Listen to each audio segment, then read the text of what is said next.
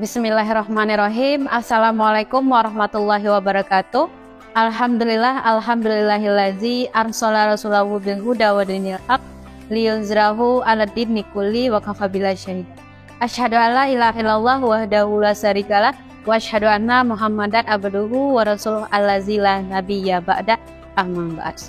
Alhamdulillah, teman berbuka yang dirahmati oleh Allah. Insyaallah 30 menit ke depan kita akan berbincang-bincang dalam rubrik teman berbuka yang akan ditemani oleh narasumber yang luar biasa. Alhamdulillah telah hadir di tengah-tengah kita, yaitu Ustazah Ummu Atiyah. Assalamualaikum Ustazah. Waalaikumsalam warahmatullahi wabarakatuh. Bagaimana kabarnya Ustazah? Alhamdulillah baik.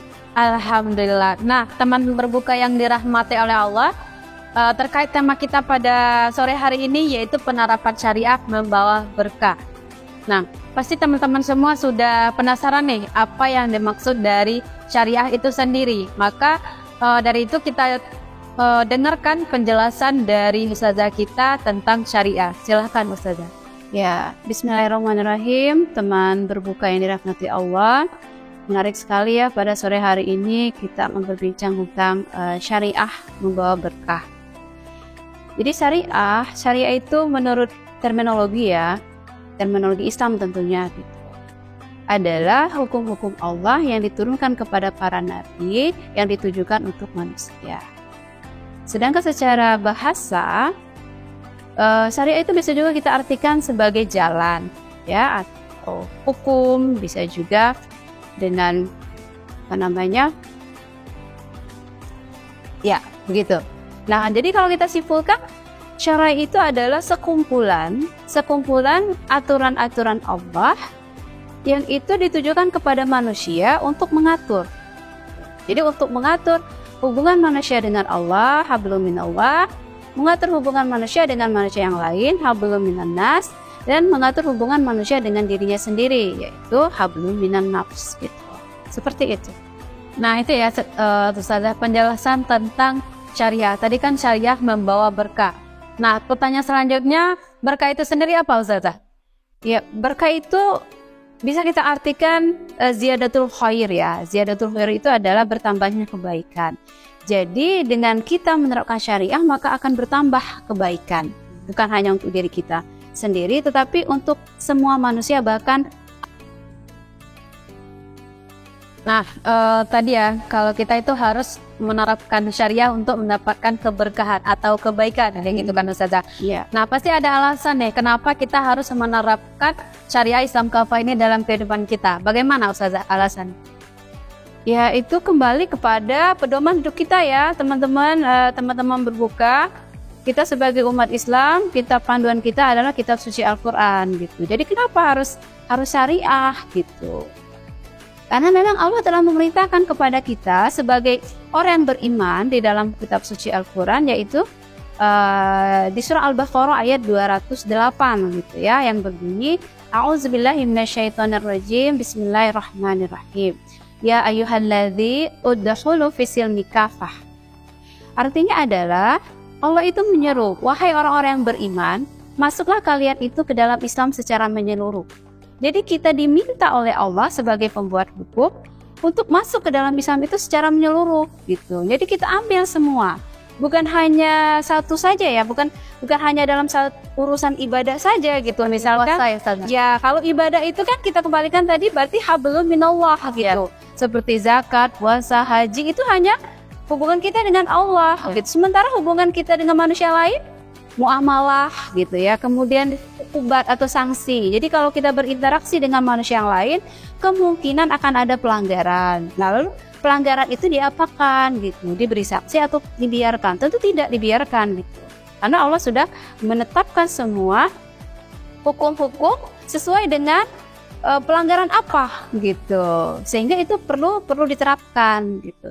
Nah, sementara bagaimana dengan hubungannya dirinya dengan dirinya sendiri gitu, hablum minan nafs gitu ya, yang berkaitan dengan pakaian gitu ya, kemudian minuman, akhlak ya, iya, makan gitu. Jadi kita sebagai seorang muslim itu nggak bisa dong berpakaian itu sesuka-suka kita gitu.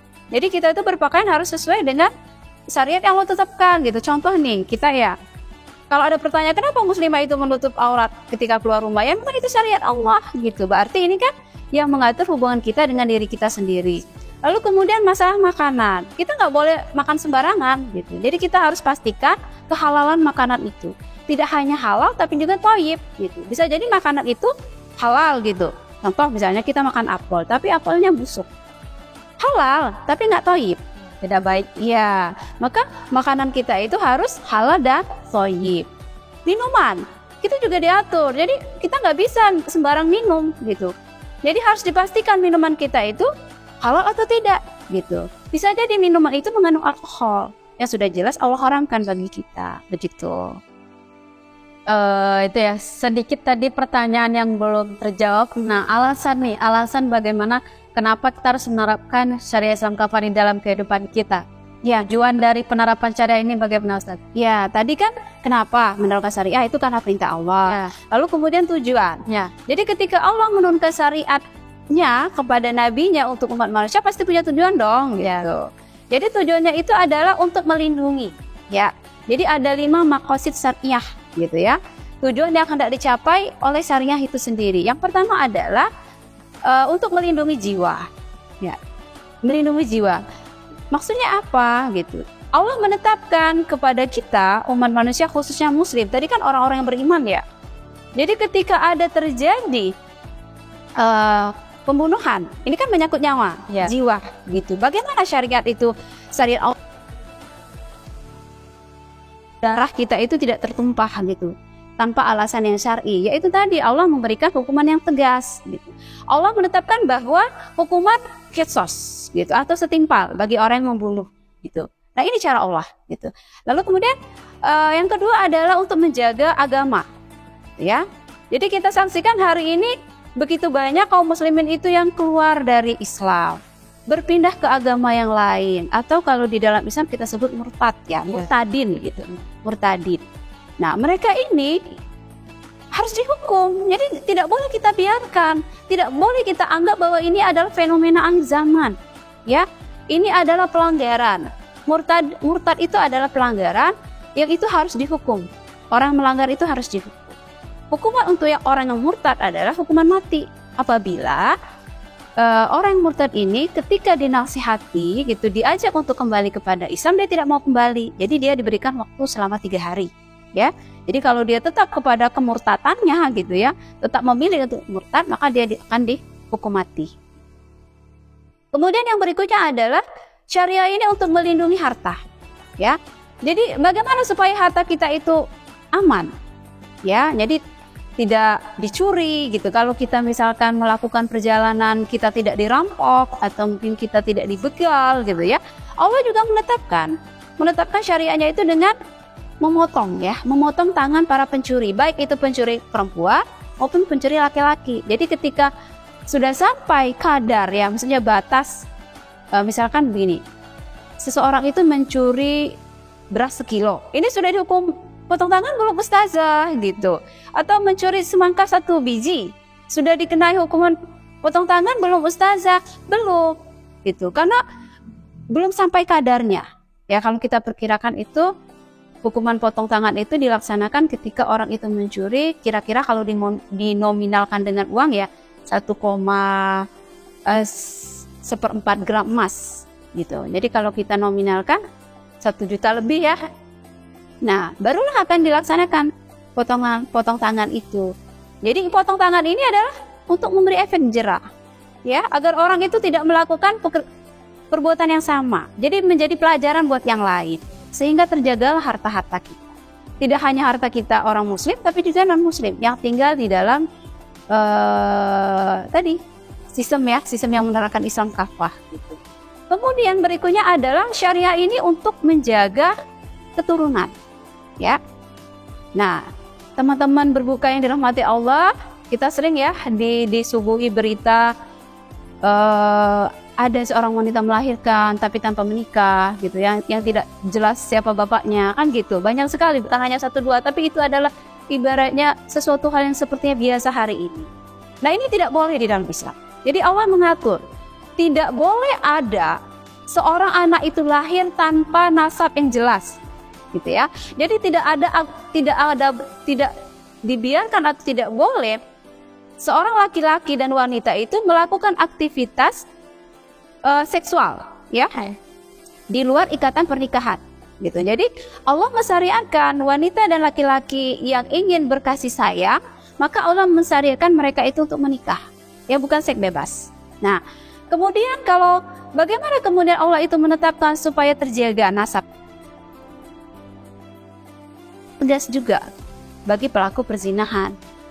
Nah tergantung, kalau yang melakukan perzinahan ini adalah bujang gadis ya, gitu, yang belum menikah, maka hukumannya itu adalah 100 kali cambukan, gitu, baik laki-laki maupun perempuan. Nah kalau yang melakukan perzinahan ini sudah pernah menikah, maka hukumannya jauh lebih berat, gitu, yaitu dengan dirajam, ya, dilemparin batu sampai dia mati, gitu. Kemudian berikutnya tujuan syariah itu adalah untuk menjaga akal, ya, supaya kita itu tetap bisa berpikir jernih, gitu ya, berpikir waras, gitu. Kita itu dilarang untuk mengkonsumsi hal-hal yang bisa merusak akal, seperti khamar, ya, khamar dan sejenisnya. Kalau istilah sekarang itu lebih tepatnya drugs, ya. Jadi nggak cuma khamar, ada sabu-sabu, gitu kan, ada ganja, ada segala macam. Intinya semua zat yang bisa merusak akal Allah haramkan. Lalu kemudian Allah juga memberikan hukuman, gitu. Akan memberikan hukuman bagi orang yang terbukti melanggar, gitu. Nah, pertanyaannya sekarang kan, siapa yang akan melaksanakan semua sanksi-sanksi itu? Gitu. Sementara tadi ya, maqasid syariah itu membawa barokah, gitu. Sementara faktanya tadi belum ada satu pun sepertinya, gitu, syariat yang hendak kita capai tadi, maqasid tadi yang kita hendak capai itu sepertinya memang terwujud hari ini. Dapat ditarik sedikit poin dari penyampaian Ustazah tadi bahwa kenapa kita harus menerapkan syariat Islam kafah dalam kehidupan, karena memang merupakan perintah Allah Subhanahu wa taala. Terus juga tujuannya kenapa kita harus menerapkan ada dapat diambil 5 poin tadi, untuk melindungi agama, melindungi jiwa, melindungi akal, melindungi keturunan, dan melindungi harta, ya, gitu kan. Nah Ustazah, dengan sistem kehidupan kita yang sekarang ini nih, yang kita rasakan sekarang, apakah memungkinkan untuk menerapkan syariah Islam kafah ini, Ustazah? Apakah mungkin? Dengan sistem yang hari, sepertinya memang tidak mungkin. Tidak mungkin.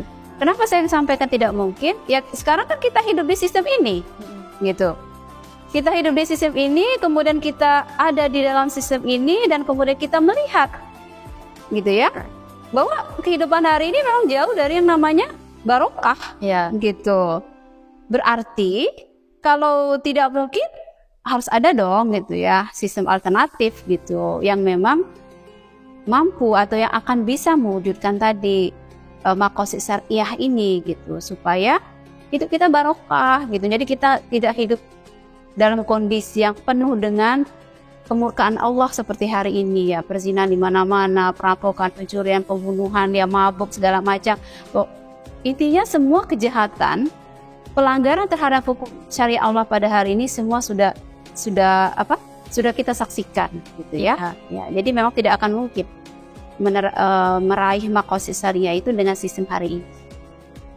Tadi ya saya sampaikan bahwa kita butuh sistem alternatif kayak gitu kan, untuk menerapkan syariat Islam kafah di tengah-tengah kehidupan kita sekarang. Nah, sistem seperti apa yang Ustazah maksud ini kalau bukan sistem kehidupan kita yang sekarang, Ustazah? Ya, Allah tadi kan menurunkan syariahnya, ya. Jadi syariah itu tidak bisa berdiri, tidak bisa ditenangkan dengan sistem yang juga datang dari Allah, gitu. Jadi sebagaimana yang dicontohkan oleh Rasulullah, bahwa kita itu kaum muslimin punya sistem loh, gitu. Yaitu yang kita kenal dengan istilah khilafah, ya. Khilafah ini adalah sebuah sistem pemerintahan, atau lebih tepatnya kita artikan khilafah itu adalah kepemimpinan bagi kaum muslimin di seluruh dunia. Jadi kaum muslimin di seluruh dunia itu harusnya hanya punya satu pemimpin, gitu. Yang mana kita memilih pemimpin itu dalam rangka untuk menerapkan syariah tadi gitu secara keseluruhan. Nah persoalannya kan nggak bisa nih pakai sistem hari ini, harus pakai sistem khilafah tadi. Nah timbul lagi nih. Menarik sekali ya. Menarik sekali pembahasan kita pada sore hari ini bahwa kita butuh sistem kehidupan, yaitu sistem kehidupan khilafah. Nah, setelah pertanyaan saya, bagaimana nih cara kita untuk meraih sistem kehidupan, yaitu sistem khilafah ini Ustazah? Pasti teman-teman di rumah juga penasaran bagaimana cara kita meraihnya. Ya teman-teman berbuka yang dirahmati Allah, perlu kita ketahui bersama ya bahwa hari ini kita hidup di sebuah sistem yang tidak islami, yang jauh dari barokah. Kita di Ramadan yang mulia ini sangat berharap tahun ini ya, Ramadan tahun ini itu adalah Ramadan terakhir bagi umat Islam harusnya ya, tanpa khilafah gitu. Jadi upaya kita adalah untuk mewujudkan barokah tadi, kita sebagai sebagai seorang muslim tadi yang meyakini bahwa syariat Allah itu pasti membawa barokah, kita harus ada upaya dong gitu, bagaimana supaya syariat Allah itu bisa diterapkan. Nah bagaimana caranya gitu? Khilafah hari ini belum hadir di tengah-tengah kita. Berarti kita harus berjuang dong gitu. Kita harus berupaya bagaimana caranya? Ya tidak ada cara lain. Kita harus menyampaikan dakwah gitu ya. Kita harus beramar ma'ruf nahi mungkar kepada muslim yang lain. Kita harus menjelaskan bahwa hari ini hidup kita itu jauh dari kata barokah gitu. Dan kita merasakan memang tidak ada barokah hari ini gitu. Jadi kita harus sampaikan bahwa kita butuh yang namanya khilafah gitu. Kita butuh khilafah, kita butuh menerapkan Islam kafah, dan itu adalah kewajiban. Nah, bagaimana sekarang kita bersama-sama? Jadi tidak hanya kita ya, teman berbuka sekalian yang hadir ya di tengah-tengah kita, yang di luar sana gitu. Bahwa sistem khilafah itu adalah sistem yang diwariskan oleh Rasulullah. Nah, caranya bagaimana? Caranya itu berdakwah. Gitu. Kita harus sampaikan, kita edukasi saudara-saudara kita pahamkan mereka, kita mencoba untuk merubah cara berpikir mereka yang tadinya berpikir bahwa ya Islam itu hanya sekedar agama ritual gitu, hanya membahas tentang persoalan ibadah saja gitu, padahal Islam itu membahas semuanya. Islam punya sistem pergaulan gitu. Tadi Islam itu punya sistem pemerintahan, Islam itu punya sistem hukumnya gitu, sistem sosialnya juga Islam punya. Jadi ini yang harus terus-menerus kita sampaikan kepada saudara-saudara kita semuanya, agar kemudian gitu opini ini menjadi opini bersama gitu. Sehingga kita memahami bahwa kita itu membutuhkan khilafah, tapi saudara kita di seluruh dunia ini bisa memahami. Nah ini memang kerja keras ya teman-teman ya, teman-teman berbuka sekalian. Jadi bagaimana sekarang kita harus bersinergi ya dengan semua pihak gitu ya, agar opini kita syariah membawa berkah dengan khilafahnya itu bisa terwujud dengan cara tadi mengedukasi, kemudian terus menerus gitu ya, terus menerus berinteraksi dengan masyarakat gitu ya. Jadi kita tidak eksklusif gitu ya. Jadi kita mempelajari Islam itu secara kafah, kemudian setelah kita memahaminya, kita sampaikan juga dengan yang lain, lalu kemudian terus menerus sampai kemudian pada suatu saat Allah itu memberikan pertolongan ya dengan cara Allah gitu. Seperti itu. Baik, sedikit saya ambil poinnya bahwa untuk menghadirkan sistem khilafah ini, sistem kehidupan Islam ini di tengah-tengah kita, tadi kayak ada mengedukasi masyarakat atau umat gitu kan. Apakah ada cara lain nih, maksudnya untuk menerapkan syariat Islam kafah tadi kan untuk menghadirkan khilafah. Nah sekarang cara menerapkan syariat Islam kafah di dalam kehidupan kita sekarang itu bagaimana Ustazah? Kalau kafah sih nggak bisa. Kalau menerapkan syariat Islam secara kafah dengan sistem sekarang nggak bisa gitu. Itu pasti tidak bisa. Ibaratnya ketika Allah menurunkan syariah itu sudah beserta dengan sistemnya gitu loh. Iya. Ya. Kalau tadi sistemnya adalah sistem khilafah, tadi kan dengan sistem sekarang. Kalau sekarang dengan sistem apa? Tadi kan cara yang pertama adalah edukasi. Nah, selanjutnya apa nih Ustazah untuk sampai kita cara menerapkannya nih? Ya tadi kita harus hadirkan dulu khilafahnya. Ya, setelah hadir. Ya. Barulah kemudian khilafah itulah yang nanti akan menerapkan syariah itu secara kafah. Jadi tidak mungkin syariah secara kafah itu kita terapkan tanpa adanya khilafah, begitu. Nah Ustazah, tadi Ustazah sudah menyampaikan bahwa untuk menghadirkan sistem khilafah ini, sistem kehidupan Islam ini tengah-tengah kita, ada beberapa langkah gitu kan. Pertama Ustazah menyampaikan bahwa kita butuh mengedukasi masyarakat, mengedukasi umat tentang syariat Islam kafah. Nah selanjutnya Ustazah menyampaikan bahwa butuh interaksi gitu kan, beramal ma'ruf nahi munkar kepada masyarakat untuk menyampaikan syariat Islam kafah ini. Bukan hanya sekedar kita saja yang tahu, tapi juga harus umat dan masyarakat harus tahu semua gitu kan. Nah Ustazah, langkah selanjutnya apa nih untuk mencapai sistem khilafah ini Ustazah? Ya, ada satu langkah lagi ya. Bagaimana yang dilakukan oleh Rasulullah ketika Rasulullah itu mendirikan sebagaimana Rasul itu kan mengedukasi masyarakat jahiliyah Makkah gitu ya. Tapi itu seperti tidak ada ruang. Gitu. Bagaimana masyarakat Makkah itu dengan keras, ya sangat keras memusuhi dakwah Rasul. Lalu kemudian apakah Rasulullah itu berhenti berdakwah? Kan tidak gitu. Rasulullah tetap berusaha melakukan atau totalitas dalam dakwah. Lalu kemudian Allah dengan pertolongannya, Allah memberikan kepada Rasul itu pertolongan melalui masyarakat Madinah. Ya, jadi teman-teman berbuka sekalian, ketika kita menghadapi tantangan dakwah yang berat, maka janganlah berputus asa, gitu ya. Sebagaimana yang dicontohkan oleh Rasul. Gitu. Jadi masyarakat Madinah itu mereka menjadikan Rasul itu sebagai rujukan. Mereka menjadikan Rasul itu pemimpin bagi mereka, gitu ya. Dengan apa? Ya tadi dengan menjadikan Rasul itu pemimpin, gitu, pemimpin di Madinah. Maka ketika Madinah itu berubah menjadi masyarakat yang Islami dalam sebuah sistem yang juga Islami tentunya ya, yaitu khilafah tadi, negara Islam tepatnya gitu. Maka di sanalah di Madinah itulah pada awalnya gitu ya sistem kehidupan yang kafah itu diterapkan oleh Rasulullah. Jadi masyarakat Madinah yang tadinya jahiliyah itu berubah ya. Berubahnya itu dengan proses dakwah tadi gitu ya. Dengan mengedukasi mereka, berinteraksi dengan mereka, lalu kemudian ada aktivitas berikutnya itu tolabun nusroh gitu. Tolabun itu meminta pertolongan. Dia meminta pertolongan kepada siapa? Kalau pada masa Rasul di Madinah itu adalah kepala kaum gitu. Kepala kaum itu adalah orang yang memiliki masa gitu ya, yang mereka itu punya kekuatan gitu ya untuk menolong dakwah Rasul. Jadi tolabun nusroh itu penting dan tidak bisa ditinggalkan.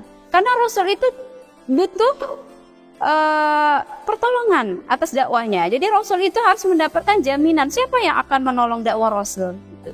Nah mereka inilah yang namanya ahlul quwah gitu, orang-orang yang memiliki kekuasaan. Misalkan kalau pada masa Rasul kan tadi saya sampaikan bahwa kepala kaum gitu. Nah kepala kaum inilah yang kemudian ketika mereka masuk Islam, lalu mereka semakin mempercepat tegaknya negara Islam di Madinah. Berarti inilah yang harus kita ikuti gitu. Karena ini adalah warisan Rasul, langkah-langkahnya sudah Rasul wariskan kepada kita, sama dong seperti hari ini. Jadi kita kalau ingin punya cita-cita mengembalikan kembali kehidupan Islam dalam sistem khilafahnya, maka kita harus mengikuti langkah-langkah Rasul gitu. Mengedukasi umat, kemudian berinteraksi dengan umat, dan kemudian selanjutnya adalah tolabun nusroh gitu. Nah, kemudian selanjutnya ya tadi, ketika Allah memberikan pertolongan kan kita tidak tahu apa. Kita tidak tahu karena itu urusan Allah. Sekarang yang menjadi urusan kita bagaimana kita berusaha keras gitu ya untuk mewujudkan supaya syariah kafah itu bisa diterapkan di tengah-tengah kita, kemudian hidup kita itu penuh barokah. Gitu ya. Karena memang tujuan kita diciptakan oleh Allah itu adalah khalifah di muka bumi gitu. Seperti itu. Baik, teman berbuka yang dirahmati oleh Allah, perbincangan kita bersama Ustazah tadi dapat saya tarik kesimpulan bahwa syariah itu butuh diterapkan gitu kan, akan membawa berkah bagi kita. Nah, karena memang syariah itu sendiri merupakan dari Allah Subhanahu wa taala gitu kan.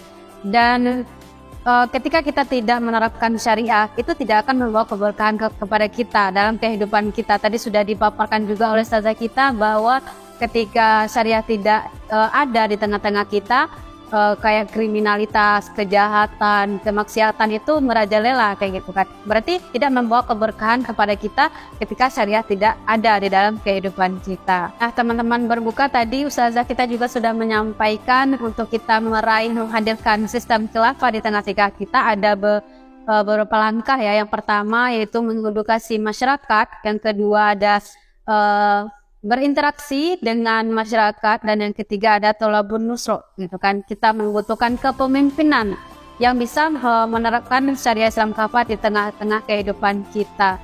Nah, waktunya sudah mau habis kayak gitu kan.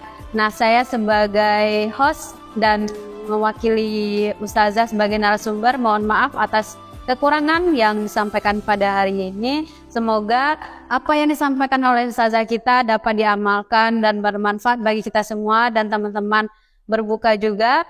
Dan saya tutup saja dengan membacakan Alhamdulillahirrabbilalamin, istighfar 3 kali, Astagfirullahaladzim, Astagfirullahaladzim, Astagfirullahaladzim. Kafaratul majlis. Asyhadu an la ilaha illa anta astaghfiruka wa atubu ilaik.